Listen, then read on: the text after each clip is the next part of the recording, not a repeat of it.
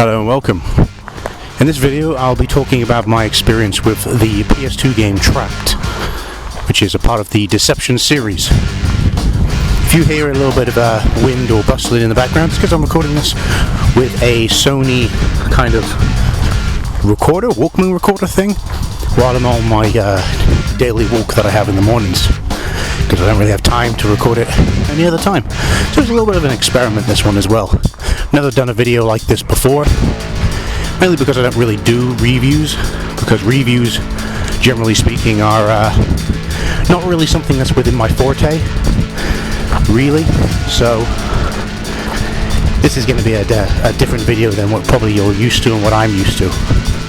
But after playing through the entirety of Trapt, I really do want to make a say about it and have a little bit of a discussion.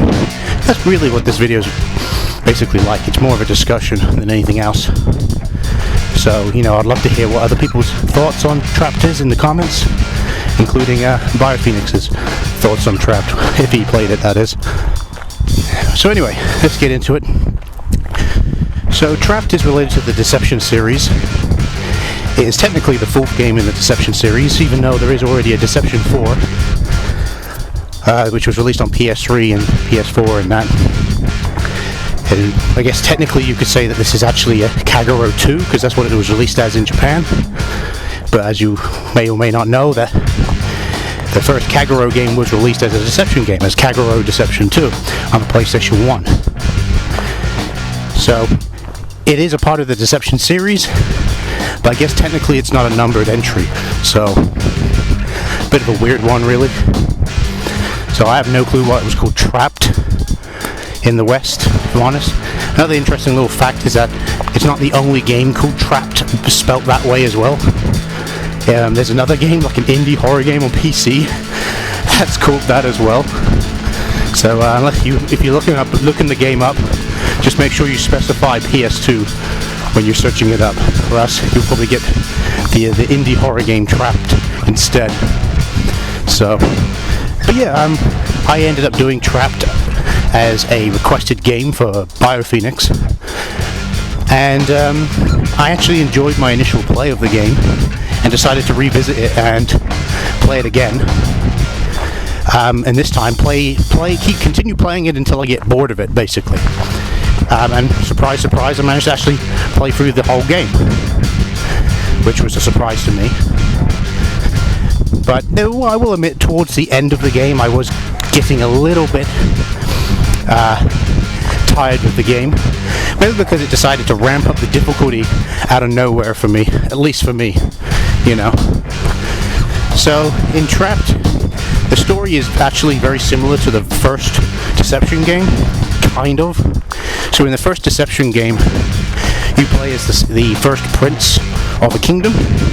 Basically, you're at the point where your king's gonna, obviously, he's getting old and he's getting on, and he's gonna relinquish the throne to, obviously, his son.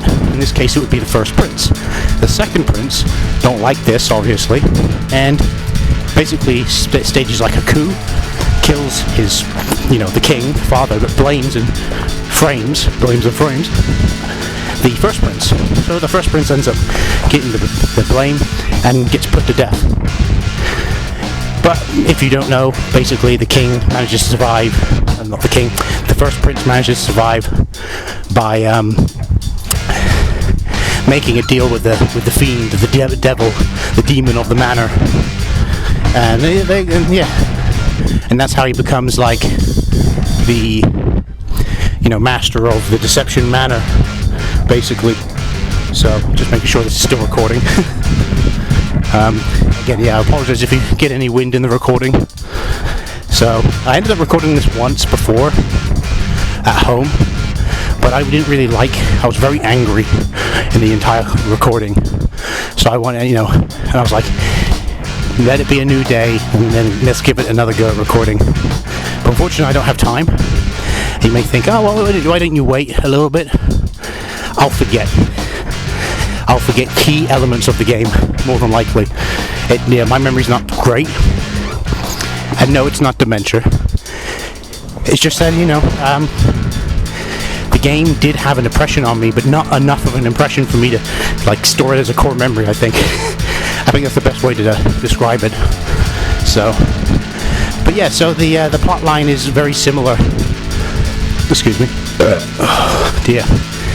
The plot line is very similar to the first game, because in Trapt you play as Princess Allura, and basically her father, the king, gets killed, and basically he gets assassinated, but the blame falls on his daughter, the princess, but just because she was there. A little bit strange. I'd actually say that the whole entire betrayal thing in this game was kind of stupid, because literally everyone, and I mean everyone, goes, well, Princess Allura would never do something like that. Where in the first game it was a little bit more believable, because in the first game only like a couple of people were in the throne room when the king died. But in Trapt, it's like purposely the guards are sent away, so the king's got no guards there whatsoever. It's very suspicious, let's just put it that way. And the suspicions you have actually end up paying off later down the line of the game anyway. But we'll get into that. There is going to be some spoilers in this video, I will warn you. So Princess Allura gets basically named the killer of her own father, which again is stupid, but that's what happens. So she flees the kingdom with the help of basically like this young knight called Feist, I think his name is, and the general Grains, because they immediately, when they hear the news, they're like, yeah, that didn't happen. There's no way that Allura would have done that, which is a reasonable thing to do, because you learn through playing the game that Allura would never have it in her to cause any harm to anybody. She is literally the embodiment of a damsel in distress. But we'll get into the character that is Allura a little bit later. So she escapes to, of course, the manor, the manor of misery, as I like to call it, the Deception Castle, the Deception Manor. It's called a manor in this game, whereas obviously in the previous games it was called a castle. It's very clearly a mansion, or a manor. Manor's fine. It's very clearly like a mansion-looking thing. Don't really look anything like a castle. And when she arrives, what happens? Of course, she gets the mark of the fiend. Basically, the ability to do the whole Trap Master thing. And it's quite funny, because they basically say that she got possessed by the fiend and received the mark of the fiend, and that's what caused her to kill her father. When in reality, that didn't happen. And just so happens she runs to this mansion because it's an old mansion, and she'll be safe there. Mainly because she has this maid with her called Rachel, and this maid tells her to go here. You understand why later on down the line why Rachel took her there. It was so she could receive the mark of the fiend, because at the end of the day she's meant to be the major sacrifice or something or other. So it's understandable. So Allura gets the mark of the fiend, and then the rest of it's basically history.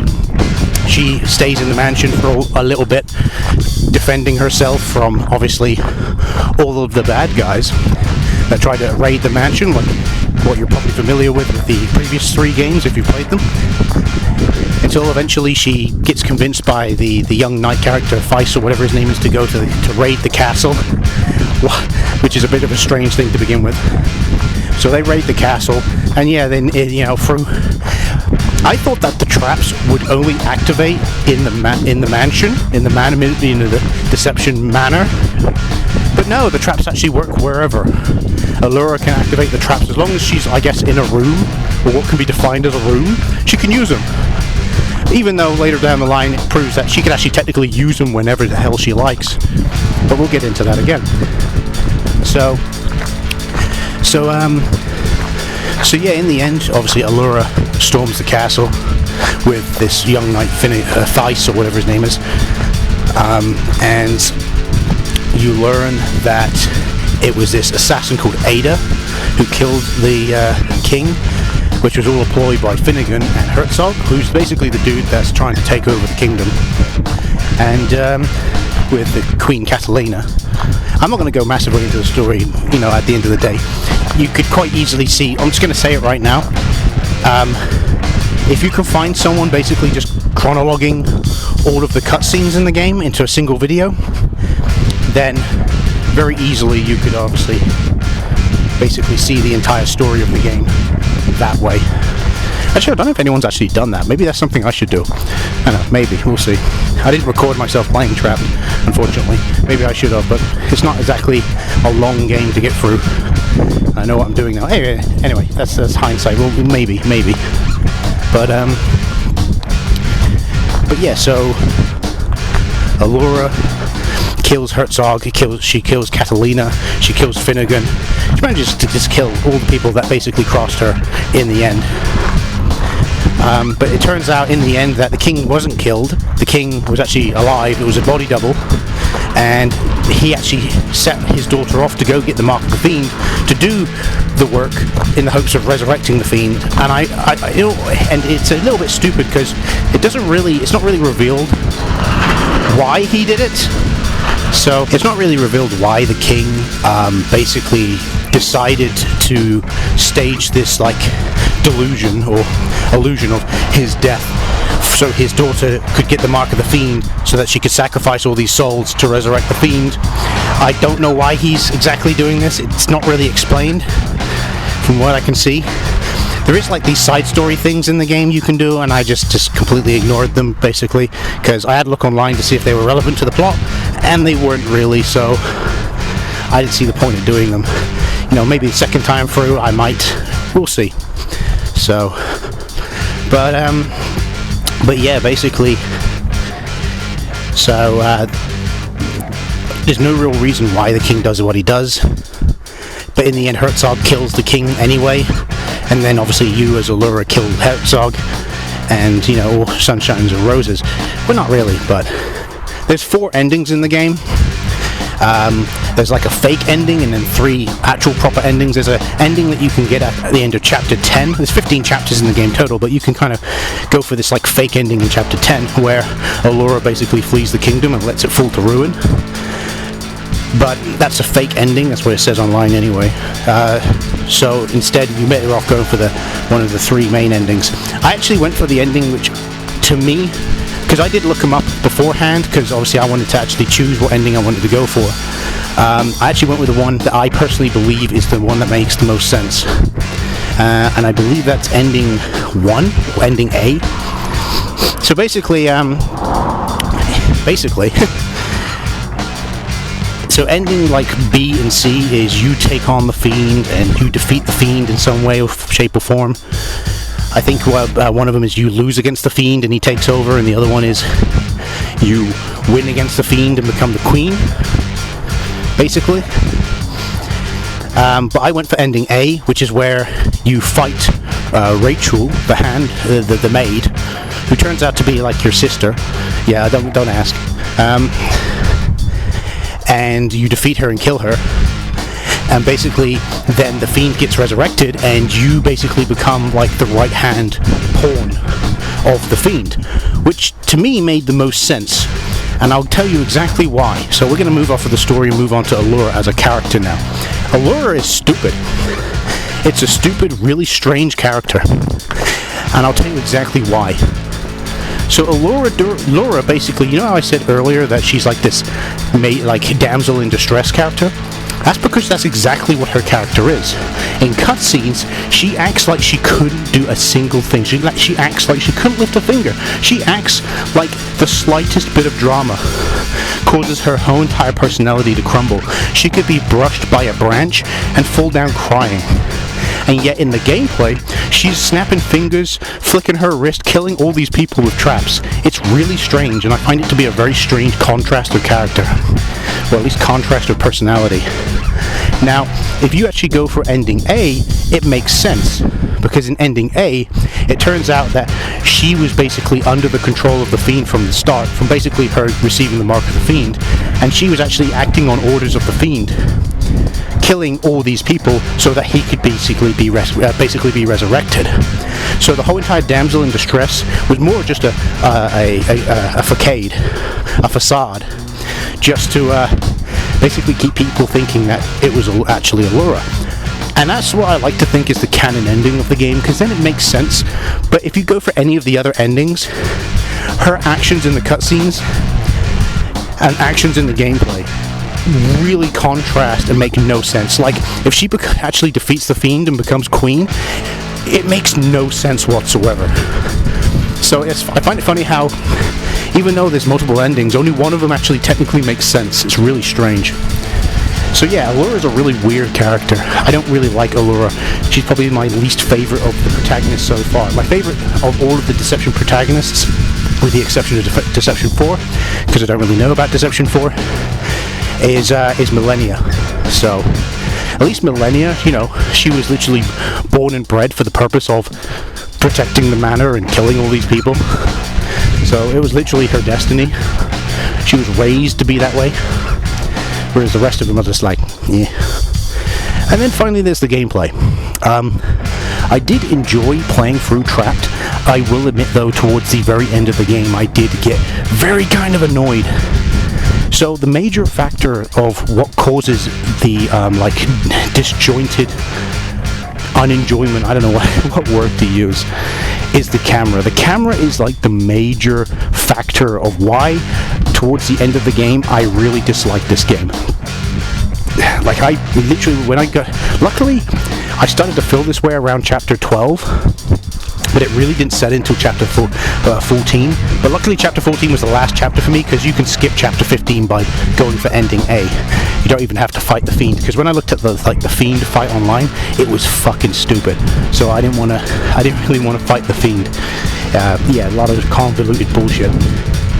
But yeah, I found, just, you know, being honest, I found the camera to be the most annoying thing in the entire game. The camera constantly clips behind walls and gets in your way, and like pretty much 90% of the time that I got injured in the game, basically lost health. Whether it be from an enemy attack, or from me running into my own traps, or from me running into an environmental trap, was due to the camera. It was honestly due to the camera. Why can't the camera be the trap camera? You know the trap camera, basically, which is the camera you use when you're putting traps down? Why can't that be the actual game camera? That would be so much better. But you probably think, oh well, it would be a little bit awkward. No, in the previous PS1 games, awkward. I would agree with you, because you only have one analog stick, and the games are mostly designed for one analog stick.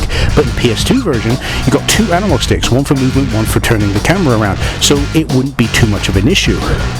And realistically speaking, you could have quite easily made that to be the main camera in even the first game. Have the L1 and R1 buttons shuffle between the camera perspective while you move around with the D-pad or the single analog stick. It wouldn't be an issue. Having the camera be third person and behind Allura is so infuriating. It clips on so many different things, and it doesn't move fast enough for you. You could have the camera facing an enemy, so because the enemy's a magician and they're throwing, well, magicians are another thing. They're incredibly annoying in this game, because quite often they'll just stand in one spot and spam spells at you. It's really annoying. And the spells are hard to dodge. It's not like in Deception 4 where you have like a dodge mechanic that you can implement. In Trapt, you don't have any dodge whatsoever, and a lot of the traps, they clip through walls. Like, not traps, spells. Some of the spells, they clip through walls, and you like stood there thinking to yourself, well, the first time it hit the wall and didn't do anything, but the second time it decided, I literally haven't moved that much to go through the wall and hit me. It made no sense. So magicians are incredibly annoying, so you have to have your focus on them to see what their attack is coming from so you can avoid it. You basically have to kind of like shuffle very quickly in alternate directions, basically do the like snake style to dodge the spell. But while you're doing that, you're not looking to see where your character's necessarily going, so you could quite easily walk into one of the environmental traps. It's incredibly annoying, if I'm honest with you. The camera is honestly the only fault that I have against this game. Besides that, the trap gameplay, the combos you could do, really, really, really good. The gameplay in general, really, really, really good, really enjoyable. Just the camera just sets it back immensely. And if Deception 4 ever got a DX edition released on Steam, I would hope that they would either allow the option to another camera, because I don't even know if there's an option to change the camera in Deception 4, but someone would mod the game to add an external camera, because to me it's just necessary. It would improve the game immensely. So yeah. So my experience with Trapt is that I enjoyed the game for the most part, except for like when I got to chapter 14. Those Legionnaires, Age and Hercules are the fact that the initial traps that I had didn't really affect them much, because obviously I mainly stuck with one certain trap type most of the time because it worked. It basically worked most of the time. It didn't work against them because they're immune to most elemental stuff, and only like physical traps work. And some of the physical traps I had to use, that I had at my disposal, were not the best. Let's put it that way. Because I mainly focused on getting the elemental ones, because they did more damage, or stunned them, or did something, or set them on fire. So it did more damage in the long run. So yeah, I had to repeat. I had to play chapter 14 quite a few times because I kept dying. But yeah, so if I'm honest with you, I do recommend the game. There is certain elements of the game that could easily be fixed, in my opinion, but generally speaking, I did enjoy the game for the most part. So I would personally give the game a 5 out of 10. I don't know if that ranking's really any relevance, because they're just numbers to me. I would say the experience is average. It's not a bad game, but at the same time, it's not a good game. It's average. There's elements of it that are really good, and elements of it that could be fixed. The story isn't particularly good. The gameplay, well, I already spoken about the camera, haven't I? And the character Allura, yeah, I would say like average. 5 out of 10 is a reasonable thing. So anyway, I hope you've found this video to be interesting. It's meant to be just more of a discussion than really a review, because I don't do reviews. This was completely and utterly unscripted, and I said it all out loud while on my morning walk. So yeah, I don't know what kind of gameplay I'm going to put in. Maybe like the survival gameplay, something like that. Anyway, I've been Bio. Thanks for watching, and I'll see you again.